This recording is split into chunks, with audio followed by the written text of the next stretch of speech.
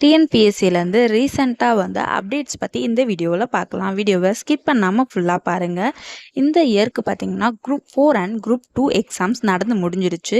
Group 4 and group 2A உடைய results பற்றி இந்த வீடியோவில் பார்க்கலாம். ரிசல்ட்ஸ் டேட் எப்போ, என்னைக்கு ரிசல்ட்டுங்கிறத பார்க்கலாம். ஃபஸ்ட்டு குரூப் 4 பார்த்தீங்கன்னா ஜூலை மந்த் நடந்து முடிஞ்ச குரூப் 4 பொறுத்த வரைக்கும் நிறைய சர்ச்சைகள் இருந்தாலுமே அதோடைய ரிசல்ட்டு பார்த்தீங்கன்னா ரிலீஸ் ஆக தான் போகுது.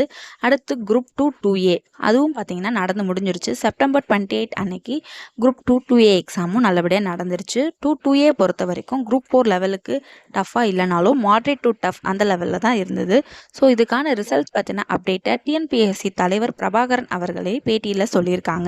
ப்ரிலிமினரியுடைய கட் ஆஃப் பொறுத்த வரைக்கும் 150க்கு மேலே இருக்கலாங்கிற மாதிரி ப்ரிடிக்ட் பண்ணுறாங்க. அதுவுமே கன்ஃபார்மாக நம்மளால் சொல்ல முடியாது. ஆன்சர் கீ வந்து நெக்ஸ்ட் வீக் கன்ஃபார்மாக ரிலீஸ் ஆகிடும். ஆன்சர் கீ வந்ததுக்கப்புறமா நமக்கு தெரிய வரும். ஓரளவுக்கு ப்ரிடிக்ட் பண்ணலாம். 150க்கு மேலே இருந்தால் மெயின்ஸ் படிக்கிற சான்சஸ் நமக்கு இருக்கும். ஸோ இந்த ப்ரிலிமினரி ரிசல்ட் எப்போன்னு பார்த்தீங்கன்னா 2025 டிசம்பரில் ரிலீஸ் ஆகும்னு சொல்லியிருக்காங்க. 2A உடைய ப்ரிலிமினரி ரிசல்ட் வந்து டிசம்பர் மந்த்து ரிலீஸ் ஆகும். டிசம்பர் மந்த்து ரிலீஸ் பண்ணிட்டாங்கன்னா அதுக்கப்புறம் மெயின்ஸ் எழுதணும். மெயின்ஸ் எப்போ பார்த்தீங்கன்னா 2026 மார்ச்சில் 2A உடைய மெயின்ஸ் எக்ஸாம் இருக்கும்.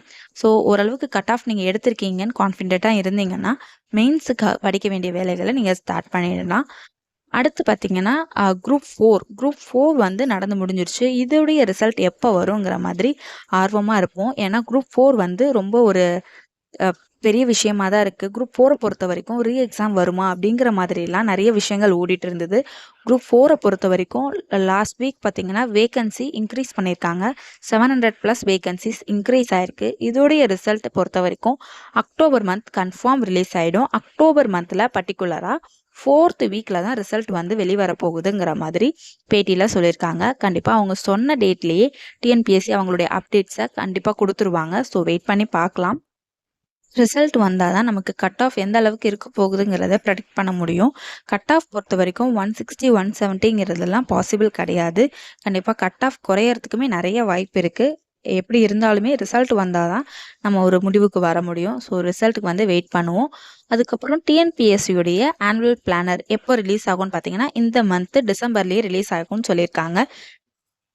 ஆனுவல் பிளானர் வந்ததுக்கப்புறம் தெரியும் நெக்ஸ்ட் இயரோடைய எக்ஸாம்ஸ் எப்போங்கிறதெல்லாம் கிளியராக சொல்லிடுவாங்க. ஸோ 2026 எக்ஸாம் மேபி இருக்கலாம்.